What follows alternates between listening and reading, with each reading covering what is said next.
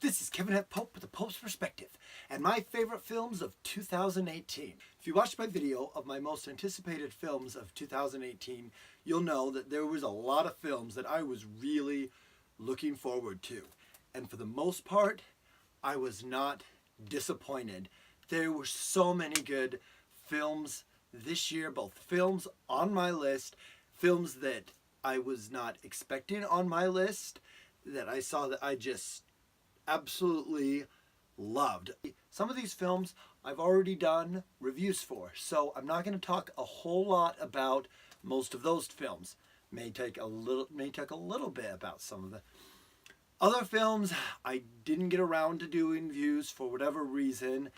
My life's been really, things were really, I had a lot going on this year, so I didn't do as many videos as I would have liked, or I saw a film later on. I didn't get a chance to see some of these films till later in the run. I'm like, do I want to do a review? The film's already been out for a while, and other films I just did a review anyway because it's like, hey, I want to talk about this film.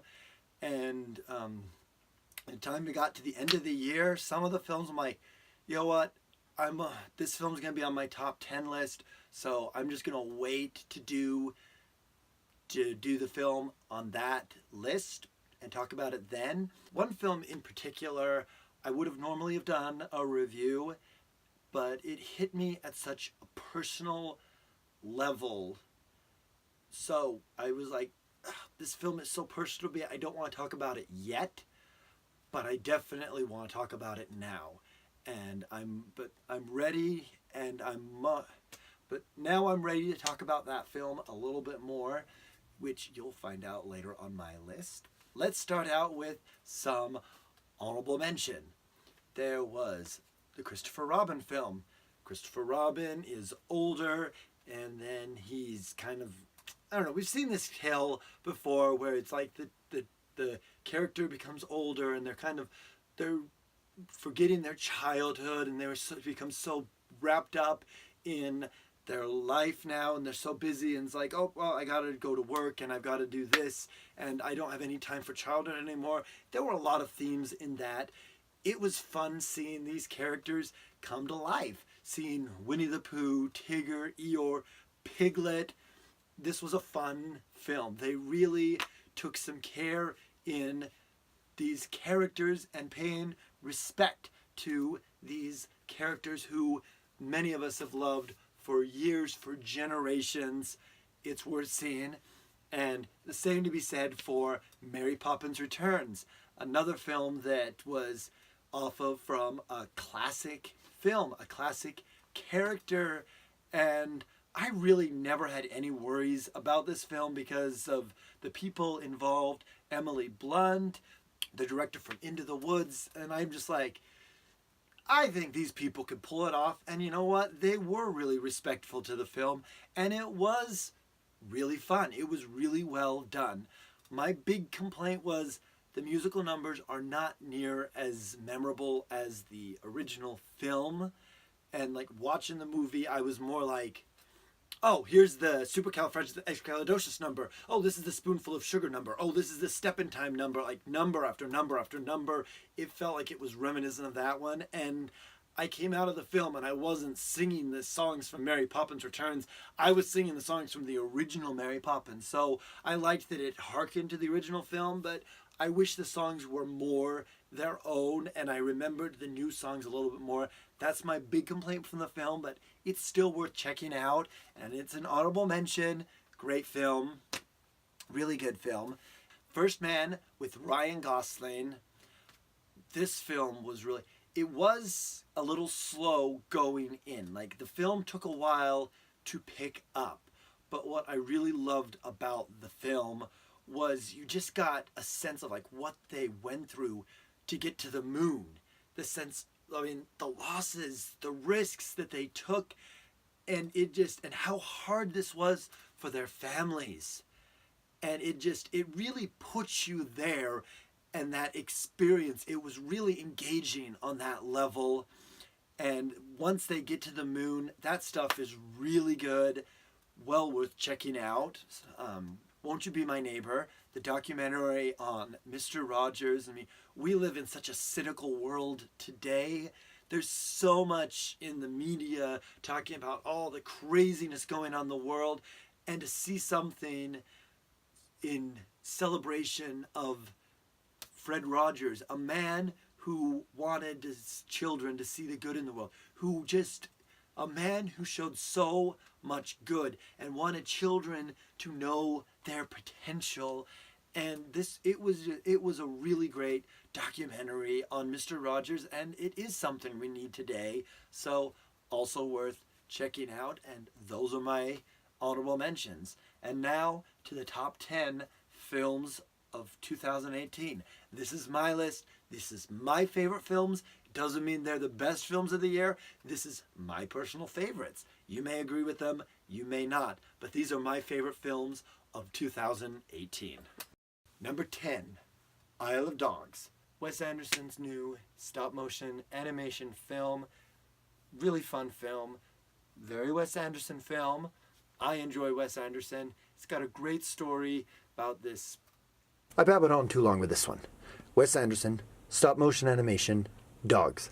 Good time. Number 9, Jurassic World, Fallen Kingdom.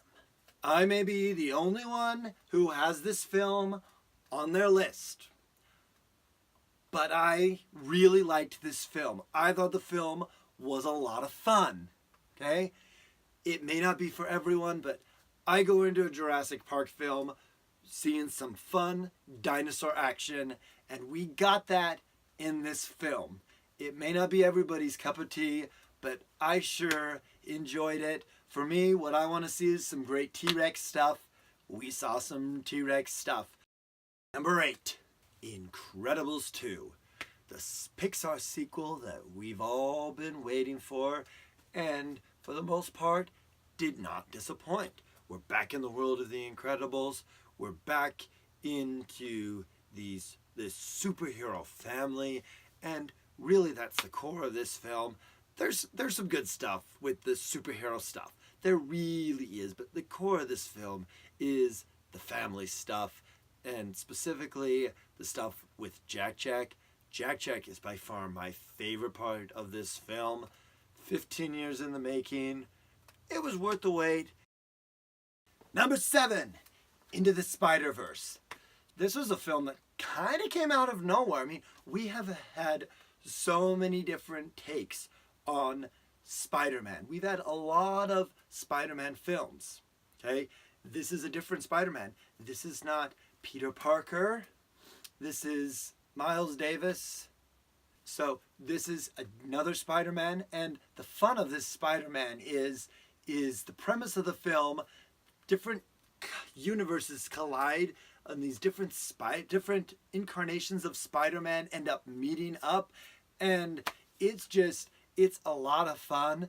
It was fun seeing the different versions of Spider-Man come together, and then you also have the father and the son, and you've got other elements that come into this film. It was just a thoroughly entertaining film. Number 6, 3 Identical Strangers. This is the documentary about 3 triplets who did not know that they had brothers. Okay, so this is a story that's just amazing. Starts off, this guy goes to college, everybody's calling him by a different name. It's like, wait a minute, why is everybody calling me by this other name? This isn't me. Turns out he later discovers that he's got a twin that he never knew about. He meets the twin, finds out, then they later find out there's a third one. They were triplets. They were separated at birth. They did not know about each other, and then they just kind of bonded. Really great film. What's really interesting about the film, I'm not going to tell you what happens, but the first film is about the brothers bonding. The second part of the film goes into why were these 3 brothers separated? Why did they not know about each other? What's going on here? You start to find out they start to explore the mystery and what was going on there. Not everything is answered, but this is it's fascinating stuff. The little you know about this film, the better. It is one of the best documentaries I have ever seen. Number 5, Ready Player One. This was probably my most anticipated film of the year. The nostalgia references, just the bigness of this film, and it did not disappoint. Lots of fun. If you've read the book is lots of fun. The movie's lots of fun. There's similarities of the book and the movie. Both are a lot of fun if you don't expect them to be verbatim. This film is just a ton of fun. Number 4, Wreck-It Ralph 2. This film was so good. So good. Wreck-It Ralph was a great film, and it was one that I really wanted a sequel for, so I was very happy when they were announced they were doing a sequel for Wreck-It Ralph, and they didn't disappoint. Not only was I not disappointed in this film, I was blown away. I didn't think I was going to like this film so much. Not that I didn't think I wasn't going to like it. I liked it more than I expected. They explore the friendship between Ralph and Vanellope. They go into the internet. They have a lot of fun with that. The Disney stuff is not overdone, but it's still a lot of fun. Great Disney princess moments. Best Disney princess stuff ever seen in movies. I love what they did with the Disney princesses in this film, even though it's not about the Disney princesses, but I really loved this film. My number 3 film. This is a film that is the most personal film to me of the year. Although I'm not going to go into great details right now, but this film is a life-changing film for me. And my number 3 film is Love, Simon.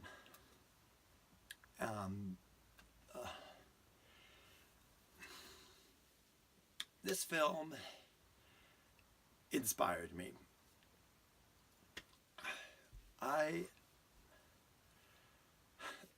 This is why I didn't do a review for this film. I wasn't ready yet. If you want to hear more of the story, I'm planning to start another YouTube channel where I get more personable. And this film,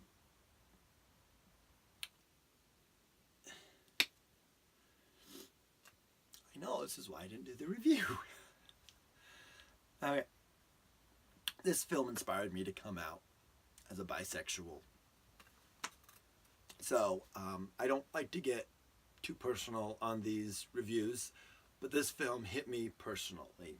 So if you want to hear more about the story of how this film affected me, I am going to do a video on that personal channel that I'll keep a lookout for it.